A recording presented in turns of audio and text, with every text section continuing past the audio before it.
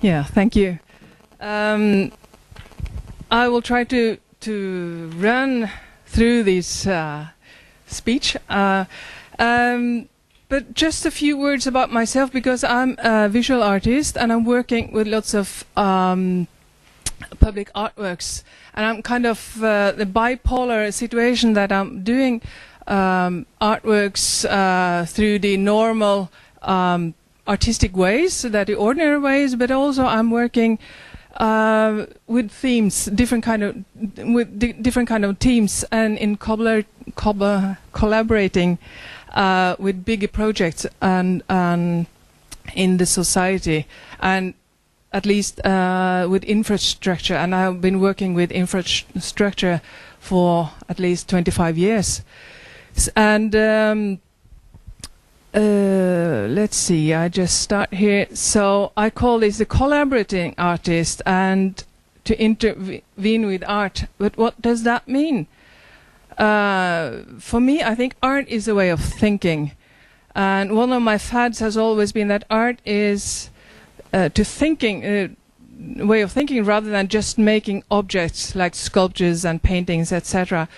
And of course, we artists, we are so different people. We are not a homogeneous group, but some artists can either communicate nor collaborate. But there are artists today who collaborate in big projects and of importance to society, and try to make some difference in those collaborations. And I would say these artists, they have the free level as philosophers, but with a more practical point of view. For me, the most interesting and challenging sites for making art has always been places not meant for art, sites where you not at all expect to find a piece of art. I've always liked the dirty places, the leftovers, the thing that's not is not the valuable places. And this is one of my first. Let's see if I manage to get into this. Here we are. It's just a small video here. No. Okay. No, it was just like how to. Let's get into here again. Yeah. Okay, it's this technique. Okay, let's go further on. This was one of my first from 1994, and actually now it's a protected piece of art. Is it right click? Okay. No, doesn't matter. I go further on. Oops. How to get into my own? Here we are. Next.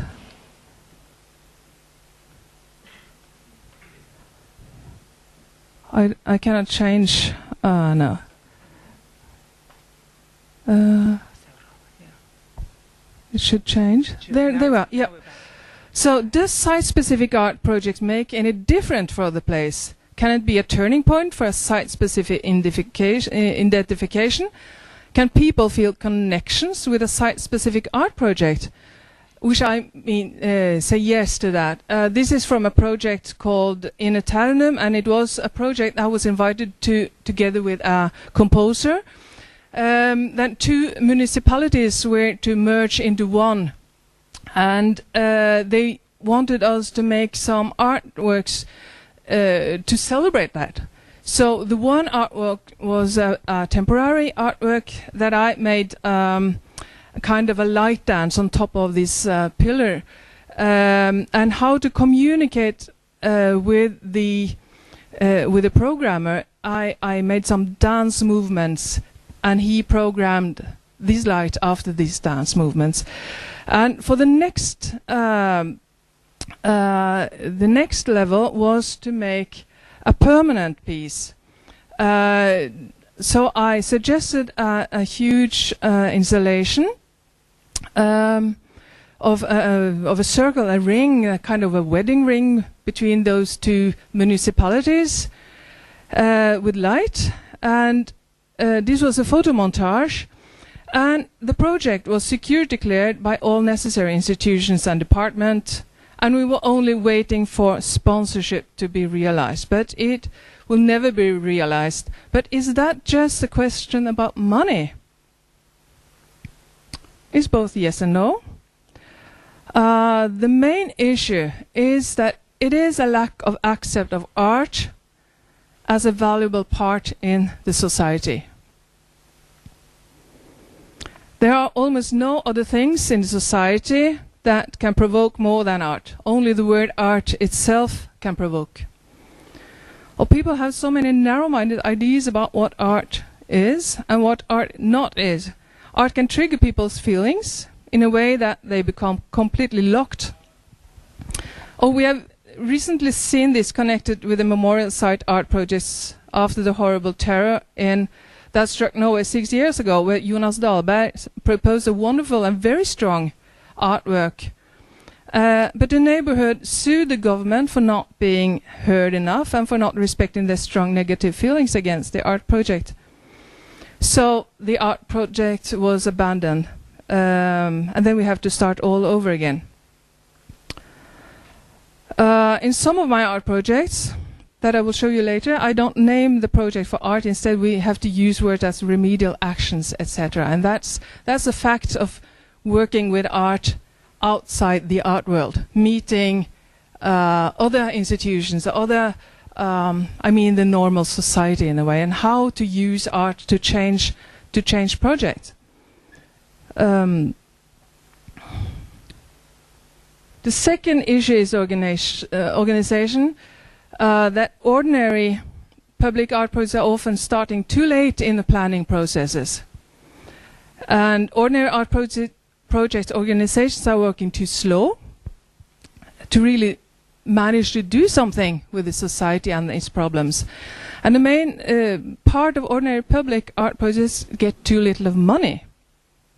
So how then to create meaningful public art projects?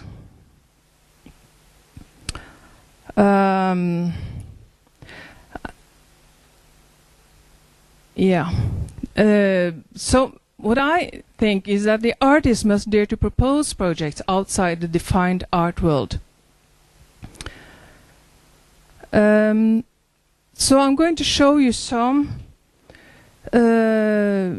few projects that I'm connected with. Also, this is infrastructure projects, huge road projects at the west coast of Norway, basically around Stavanger city.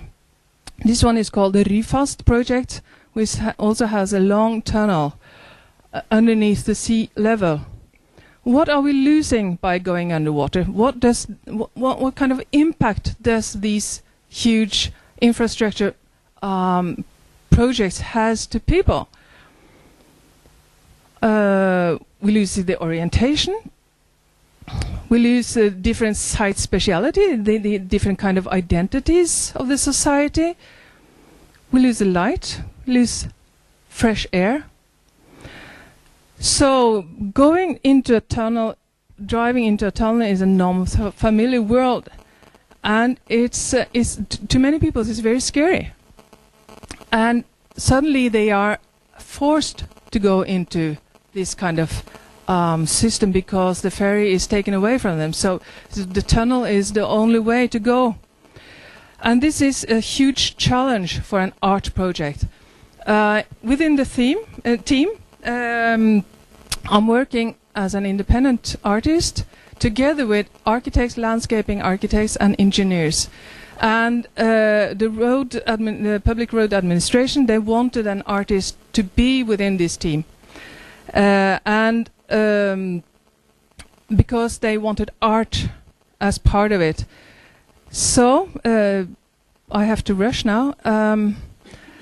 I suggested a huge room, a kind of a breathing room, and also working together with SINTEF, which is the largest independent research organization in Scandinavia, and they make research on art, what kind of impact art has on the psychological effects when you're driving or into situations that are scary to many people.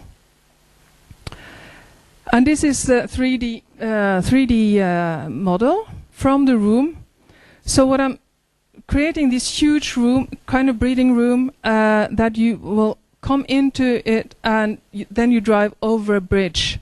So we managed to hide all the technicians, so the light itself become the material. And this is from the construction site, which is really exciting to follow. And these kind of artworks is only possible when you are working directly with the organization or the planning organizations. So I'm going further on.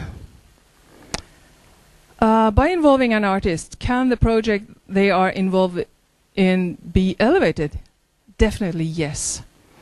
Artists do have the power to change project because we have the freedom to look at projects from an unexpected angle. We have the freedom to question deep-rooted directive and restrictives.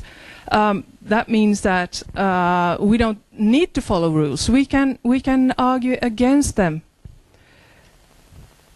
And we have the freedom to ask silly questions. And sometimes I think of myself in my position in such corporations is to be the jester. And the jester is really an important part in collaboration like this. No one else asks silly questions because they all have their tasks to do things. And I would just finish this short speech with to show you this is another even bigger project that I'm involved with. It's the same kind of team with architects and landscaping architects and different kind of engineers as an independent artist. This is the world's longest and deepest undersea tunnel. It's quite problematic in a way because it's really expensive and it's taking away all these more softer experiences with the ferry. How can I, as a single independent artist, be an influence in this huge project? By being part of the planning team, I can change the project's mentality. So these road planning projects that I'm involved in now, this E39 Rogfast, where they are starting to plan and construct the world's longest and deepest subsea tunnel in the world. The deepest point is approximately 385 meters beneath the sea level. And by pointing out how they can win the opinion using this very special project to develop new ways and new thoughts, or, so to speak, coordinate already existing knowledge, how to construct roads and tunnels in more climate-friendly way. I talked about project I talked about art projects dealing with these issues. I had speeches for the planning teams, different planning teams and the road authorities, how artists work in the field and show them examples. And then a small seed started to grow. In a way, it's almost banal, but putting climate-friendly solutions on the top of the project pyramid has never occurred to public roads administrations. In arbitrary details here and there, but yes, but never as the leading theme, and not at all thoughts about possibilities of maybe gaining energy from a huge project like this. And now they do. This project is pointed out to be a pilot project for research and new solutions. So, today's road planning has no credibility in society what needs green solutions. This huge organizational planning team, all these people with fixed tasks, this is kind of a huge elephant. Is it in a position to change that? No, it is not. I don't think so. But we artists are. We have the freedom, so let us use it. So my question, last question is, why then are so few artists working with collaborative projects directly into where the projects are?